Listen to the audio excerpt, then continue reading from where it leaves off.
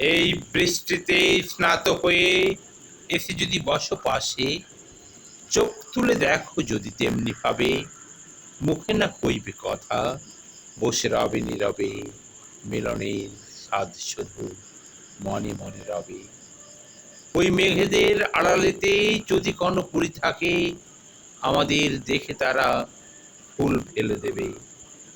সবুজ মাঠের ঘাসে ফুল শয্যা রচে আমাদের মিলন হয়ে যাবে, আমাদের মিলন হয়ে যাবে, আমাদের মিলন হয়ে যাবে।